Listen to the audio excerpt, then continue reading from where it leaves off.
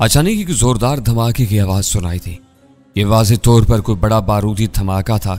दीवार लरज़ गए। इसके फौरन बाद राइफलों की घन गरज सुनाई थी।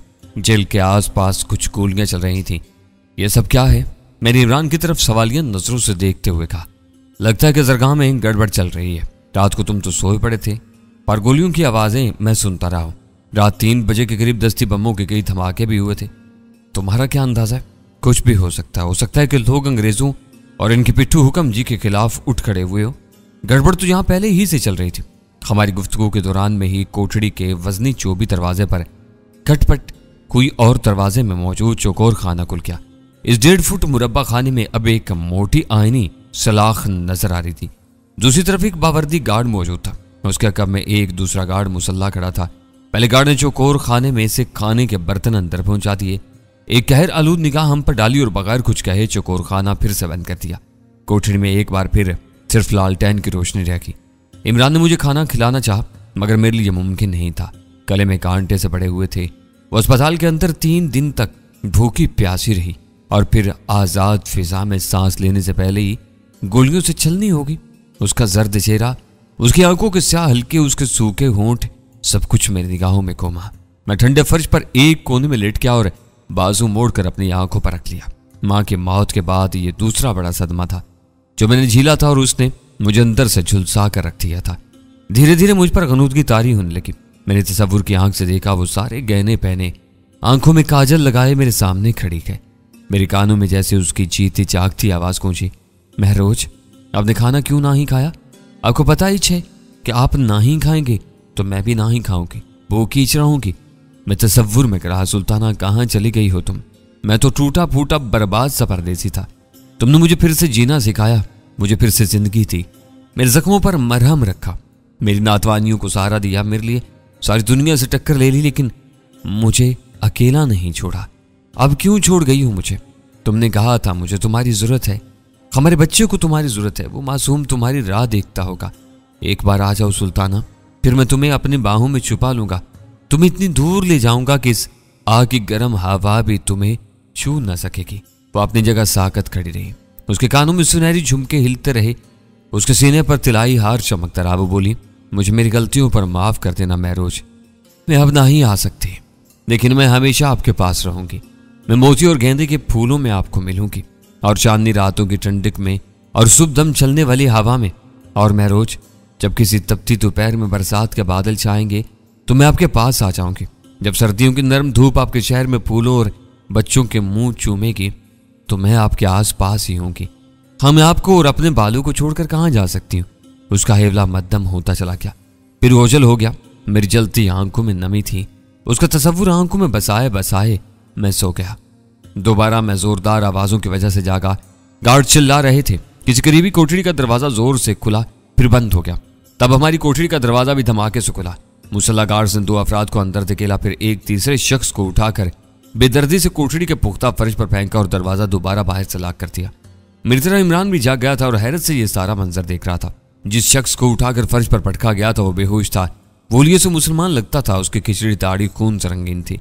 बाकी अफराद में से एक शख्स को देखकर मैं और इमरान बुरी तरह चौंके। हमें हरगिज तवक्का नहीं थी कि उसे यहां देखेंगे, और वो भी इस हालत में।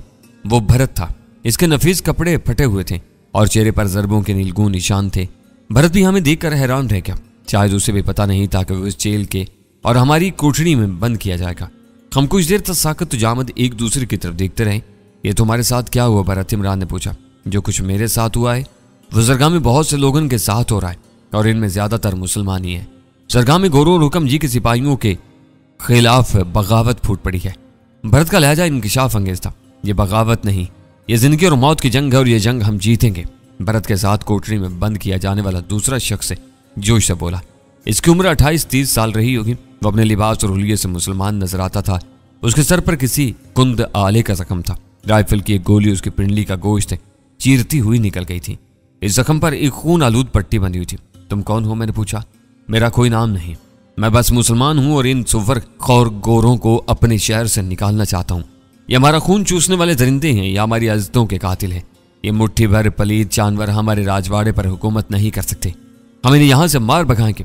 हमने देखा कि जिस बेहोश शख्स को बेदर्दी से फर्श पर फेंका गया था वो आखिरी हिचकियां ले रहा था। जो खाना हमारे लिए अंदर आया था इसमें पानी भी मौजूद था। इमरान ने उसे पानी पिलाने की कोशिश की। ये पानी उसकी बाजू से बह गया। हमने पहरेदारों को आवाजें दी लेकिन किसी ने नहीं सुनी। हमारे देखते ही देखते ये अधेड़ उम्र शख्स जान की बाजी हार गया। उसके सीने पर तलवार का घाव था और यहाँ पहुंचने से पहले ही उसका बहुत सा खून बह चुका था। मैंने देखा उसके गले में 2-3 तावीज थे। उसके बाजू पर इमाम जामन बंधा हुआ था। ये इमाम जामन यकीनन उसके किसी प्यारे ने उसे बांधा था और बांधकर इस लड़ाई में भेजा था। ये गोरों के खिलाफ लड़ी जा रही थी या लड़ने की कोशिश की जा रही थी। कुछ देर बाद मुसल्ला गार्ड्स ने दरवाजा खोला। कम से कम 4 राइफलें हमारी तरफ उठी हुई थी और यहाँ ये अकेले 4 गार्ड्स ही नहीं थे। हम देख सकते थे कि यहाँ हर तरफ बावर्दी गार्ड्स मौजूद थे। मर जाने वाले शख्स की लाश घसीट कर बाहर निकाली गई। बर्द के साथ अंदर आने वाला दूसरा शख्स चिल्लाया, तुम गोरों का साथ दे रहे हो, तुम कुत्तों की मौत मरोगे, तुम्हारा नामो निशान मिट जाएगा इस राजवाड़े से। तुमने अभी उसका फिक्रा मुंह ही में था कि एक हिंदू गार्ड ने राइफल का दस्ता पूरे जोर से घुमाकर उसके मुंह पर मारा। वो दीवार से टकराया और जमीन बोझ हो गया। वो बेहोश हो गया था। कुछ देर के लिए तो हमें यह खदशा महसूस हुआ कि शायद वो भी खत्म हो गया है, मगर ऐसा नहीं था। 3-4 मिनट बाद वो कसमसाने लगा और बुड़बुड़ाने लगा। इसकी बेहोशी नीम बेहोशी में बदल गई थी। तुम इसे जानते हो? इमरान ने भरत से पूछा। नहीं, लेकिन जाहिर है कि ये इन लोगों में शामिल है जो दरगाह के अंदर पिछले 2 दिन से मुख्तलिफ कार्रवाइयां कर रहे हैं। शायद तुमको पता ना ही, बागियों ने जामे मस्जिद के इलाके में फौजियों का एक बड़ा डिपो धमाके से उड़ा दिया है। वह 15-20 सिपाही जिंदा जल मरे हैं। इनमें 3-4 गोरे भी शामिल हैं। हाँ, एक बड़ा धमाका तो हुआ था आज आधी रात के वक्त। इमरान ने कहा, यह वही डिपो वाला धमाका था। इसके बाद दरगाह में हुक्म के सिपाहियों और गोरे फौजियों पर कई जगह हमले हुए। गोरों के कई घरों को भी आग लगाई गई है। इनकी औरतें और बच्चे पनाह के लिए राजभवन की तरफ जा रहे हैं। तुम किस जुर्म में पकड़े गए हो? मैंने पूछा। बेगुनाही के जुर्म में, वो ताज्जुब से बोला और अपनी पेशानी से रिसने वाला खून पूछने लगा। हम कोने में बिछी हुई चटाई पर बैठ गए थे। किस शक में पकड़ा गया तुम्हें? इमरान ने दरियाफ्त किया। शक में ना ही, विश्वास में पकड़ा गया, लेकिन ये बिल्कुल झूठा विश्वास था। भरत ने आह भरी। तुम्हारे घर वाले और चंपी वगैरह तो खैरियत से है ना? मेरे आने तक तो खैरियत से थे, अब का पता नहीं। तफसील बताते हुए भरत ने कहा, सच पूछें तो जरगाह शहर में बहुत खून खराबा हो रहा है। तमाम लोगों ने मिलकर जगह जगह आग लगा दी है। आपको आवाज आ रही हो कि? सुने, अब भी गोलियां चल रही हैं। वाकई कहीं गोलियां चल रही थी। पर ने बात जारी रखते हुए कहा, शहर में फसाद की खबरें सुनकर मैं गाँव से यहाँ पहुंचा था। आपको पता है ना, मेरे बड़े भैया यहाँ आए हुए हैं। मुझे इनकी चिंता थी। मैं यहाँ अपने एक दोस्त मदन के पास ठहरा हुआ था। कल रात एक अंग्रेज फैमिली मदन के पास पनाह के लिए आई। इसमें 28-30 साल की एक जमात साल नारी और उसके 2 बच्चे थे, एक लड़की और एक लड़का। लड़के की उम्र 7-8 साल होगी, लड़की 4-5 बरस की थी। ये मदन दरअसल सरकारी मुलाजिम भी के इसी अंग्रेज औरत क्रिस्टी के मोहल्ले में रहता है। इस औरत ने सोचा होगा कि यहाँ वो महफूज हो जाएगी, लेकिन उसे पता नहीं था कि बगावत फूटने के बाद बहुत कुछ बदल चुका है। पराए अपने बन गए हैं और दोस्तों ने दुश्मनों का रूप धार लिया है। मदन ने क्रिस्टी को पनाह तो दे दी, लेकिन अंदर खाने उसकी नीयत खराब होगी। उसने अपनी पत्नी से कहा कि क्रिस्टी और उसके बच्चे यहाँ घर में महफूज नहीं। बुलवाइयों को शक हो गया तो वो इन्हें घसीट कर यहाँ से ले जावेंगे और गली में जाकर इनकी हत्या कर देंगे। शायद मैंने बताया नहीं, ये क्रिस्टी मोहल्लेदार होने के कारण मदन की पत्नी की सहेली भी थी। वो भी डर गई कि कहीं क्रिस्टी और इसके बच्चों के साथ कुछ हो न जावे। मदन ने कहा कि वो क्रिस्टी को अपने बाग वाली हवेली में ले जाना चाहता है। वो उसे वहां ले गया। वहां उसके 2 दोस्त भी मौजूद थे, तीसरा मैं था। बाग वाली हवेली में पहुंचकर मुझे पता चला कि मदन की नीयत क्या है। मैंने भरत को रोकते हुए कहा, तुम्हारी बात काट रहा हूं, कहीं ये मदन वो मैनेजर मदन तो नहीं जो लाल भवन में काम करता है? पर ने कहा, मुझे लाल भवन का तो पता नहीं, लेकिन इतना जानो तू को वो मैनेजर है। उसके बाल जल्दी सफेद हो गए हैं, इसलिए कभी कभी खिजाब भी लगावत है। मैं और इमरान जान गए कि वो उसी मैनेजर मदन की बात कर रहा है जो लाल भवन में परियों की तरबियत के काम में मैडम सफूरा की मदद करता था। देखने में वो जेंटलमैन लगता था, लेकिन अब जो सूरत हाल सामने आ रही थी वो किसी दूसरी तरफ इशारा करी थी। मैंने भरत से कहा कि वो अपनी बात जारी रखे। भरत ने तफसील में जाते हुए जो बात बताई उसका लुब्बे लुबाब कुछ यूं है। मदन और उसके दोनों दोस्तों की नीयत क्रिस्टी पर खराब हो चुकी थी। ये बात नहीं थी कि मदन और उसके दोनों दोस्तों ने कभी औरत नहीं देखी थी। हाँ, ये बात जरूर थी कि इन्होंने कभी गोरी औरत नहीं देखी थी। जिस तरह टिकटें जमा करने की शौकीन हर तरह की टिकटें अपने एल्बम में जमा करना चाहते हैं, ऐसे ही अयाश लोग हर तरह की और हर रंग ढंग की औरत के साथ शब बसरी की ख्वाहिश रखते हैं। कुछ यही कैफियत मदन और उसके दोस्तों की थी। वो किसी अंग्रेज मैम की कुर्बत का तसव्वुर भी नहीं कर सकते थे, लेकिन जो सनसनीखेज और खतरनाक सूरत पैदा हुई थी उसने इन्हें यह मौका फराहम कर दिया था। वो एक मैम को अपने तसर्रुफ में लाए। दूसरी तरफ मैम क्रिस्टी भी अच्छी तरह जान गई थी कि अगर वो अपनी और अपने मासूम बच्चों की जान बचाना चाहती है तो उसे मदन कुमार की हदायत पर अमल करना पड़ेगा। मदन कुमार ने उसे मजबूर किया कि वो नहा धोकर हिंदुस्तानी कपड़े पहने, खुशबू लगाए और इन सबको शराब पिलाए। तरक्की के ये लोग अपने तौर पर हतमी नतीजा निकाल चुके थे कि अगर अंग्रेजों और इनके पिट्ठू हुक्म जी के खिलाफ यकूनी एजिटेशन कामयाब होना है और क्रिस्टी और इस जैसी दूसरी औरतों की हैसियत मालिक गनीमत से ज्यादा नहीं होगी। भरत फितरतन अच्छा आदमी था। जो कुछ मदन और उसके दोस्त करने जा रहे थे वो उसे किसी तौर कबूल नहीं था। उसने इन्हें बाज रखने की कोशिश की लेकिन वो बाज नहीं आए। इनके दरमियान झगड़ा हो गया। नौबत का आलम कलोज तक आई। भरत ने कहा कि वो ऐसा नहीं होने देगा, वो जाकर चौकी में इतला कर देगा। भरत के ये तेवर देखकर मदन कुमार और उसके दोस्तों ने भरत को एक स्टोर रूम में बंद कर दिया। भरत शोर मचाता रहा और कोशिश करता रहा कि किसी तरह वहां से निकल सके, लेकिन कामयाब नहीं हुआ। मदन और उसके दोनों दोस्तों ने क्रिस्टी के साथ अय्याशी शुरू कर दी। क्रिस्टी के दोनों बच्चे बालाई मंजिल के एक कमरे में सहमे हुए बैठे रहे। क्रिस्टी को उम्मीद थी कि वो अपनी और बच्चों की जान बचाने में कामयाब हो जाएगी और इसकी खिदमत के एवज ये हिंदुस्तानी इसे किसी महफूज मकाम तक पहुंचा देंगे। लेकिन जो कुछ हुआ उसका इल्म क्रिस्टी को नहीं था और मदन वगैरह भी बेखबर थे। हुक्म के वफादार सिपाहियों की घोड़ा गाड़ी उस इमारत के पास से गुजरी। इन सिपाहियों में एक गोरा अफसर भी शामिल था। इन लोगों ने बालाई मंजिल की एक खिड़की में एक सफेद फाम बच्ची को रोते हुए देख लिया। ये क्रिस्टी ही की बच्ची थी। सिपाहियों ने हकीकत हाल जानने के लिए इमारत के अंदर जाना चाहा। मदन के चौकीदार ने रंग रलियों में मसरूफ मदन कुमार को इतला दी। इस दौरान में सिपाहियों ने फाटक फलांग कर अंदर आने की कोशिश की। मदन और उसके साथियों के पास असलहा था। मदन तो कदरे डरपोक बंदा था मगर उसके साथियों ने गोली चला दी। दूसरी तरफ से भी फायरिंग शुरू हो गई। एक गोली खिड़की का शीशा तोड़कर आई और क्रिस्टी के सर के सुनहरी बालों में सुर्ख फूल खिल गया। वो चंद सेकंड में दम तोड़ गए। हुक्म के सिपाहियों में से एक को इमारत के अहाते में गोली लगी और वो वहीं ढेर हो गया। दूसरा शदीद जख्मी हुआ। बाकी दो भाग खड़े हुए। शायद उन्हें अंदर से इतनी शदीद मुज़ाहमत की तवक्का नहीं थी। अब यकीनन वो कमक लेने गए थे। मदन और उसके साथियों की समझ में ये बात आ गई कि अब इन्हें फौरन यहाँ से खिसकना होगा। ताम जाते जाते उन्होंने भरत को सबक सिखाने का फैसला किया। वो स्टोर रूम में आए। मदन तो भरत से गालम गलूज करता रहा जबकि उसके दोनों साथियों ने अचानक अकब से भरत को दबोच लिया। उसके मुंह पर बड़ी सख्ती से एक बदबूदार रुमाल रख दिया गया। चंद सेकंड में भरत बेहोश हो गया।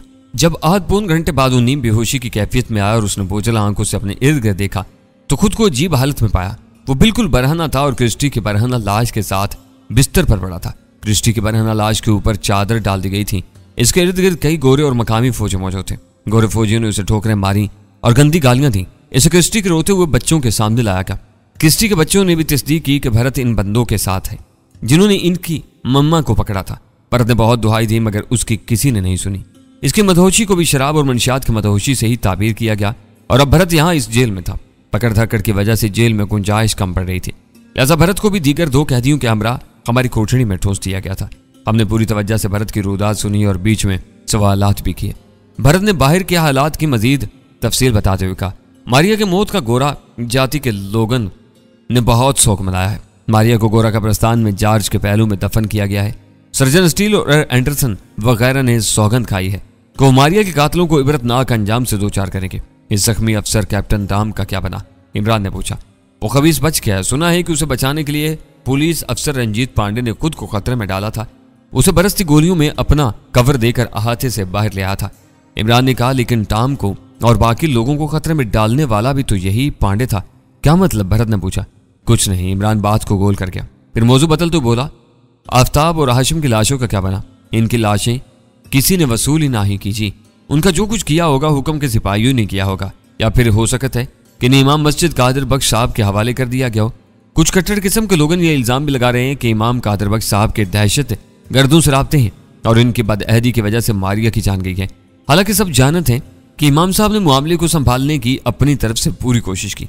यह हाशिम राजी की हठधर्मी थी जिसके कारण मामला बिगड़ता चला गया। बहरहाल जितने मुंह उतनी बातें हैं। कुछ लोगों का ये ख्याल है कि आप दोनों यानी आप और ताबिश गोरे अफसरों के साथ मुसलसल राब्ते में थे और मारिया के बदले में सुल्ताना बीबी का जीवन बचाना चाहते। इमरान ने कहा, बाहर के हालात क्या हैं भरत? क्या तुम समझते हो कि गोरों और हुक्म के वफादार सिपाहियों के खिलाफ आम लोगों की बगावत कामयाब हो जाएगी? पर ने पुरसोच अंदाज में कहा, अभी विश्वास से कुछ नहीं कहा जा सकता। फिलवक्त जो भी कार्रवाइयां हो रही हैं इनमें ज्यादातर मुसलमान ही हिस्सा ले रहे हैं। कहीं कहीं निचली जातियों के हिंदू और बुद्ध भी इसमें शरीक हैं। लेकिन जाहिर है कि गोरों और हुक्म जी के पास जदीद असलहा और ताकत है। एक बाकायदा फौज है। जब तक नल पानी में छोटे सरकार की तरफ से कोई हरकत ना ही होगी इस लड़ाई का फौरी नतीजा निकलना आसान ना ही है। गलत, बिल्कुल गलत। अचानक फर्श पर लेटे जख्मी ने धाड़ कर कहा और उठकर बैठ गया। इसका चेहरा तमतमा रहा था। वो जोर से बोला, जरगां के जीदारों में इतनी ताकत है कि वह अकेले ही इस मुट्ठी भर गोरों को चील कमों के आगे फेंक दें। अनवर खान हमारा सालार है और अब वो हमारे दरमियान है। इस शेर के होते हुए हमें किसी और की मदद की जरूरत नहीं। दुनिया जानती है कि अनवर खान का एक एक जानिसार किराए के इन 100 टट्टुओं पर भारी है।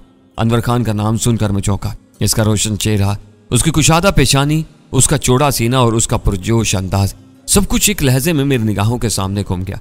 सरगाह के मुसलमान अनवर खान की आवाज पर लब्बैक कहते थे। ये अनवर खान ही था जिसने सुल्ताना के साथ होने वाली ज्यादती के बाद जाजगोरा को आड़े हाथों लिया था। अनवर की क़यादत में सैकड़ों पुरजोश लोगों ने जाजगोरा की रहायशगाह पर हल्ला बोला था और उसकी ईंट से ईंट बजा दी थी। अब ये जख्मी शख्स बता रहा था कि अनवर खान फिर जरगाह में है और बागी गिरोहों की क़यादत कर रहा है।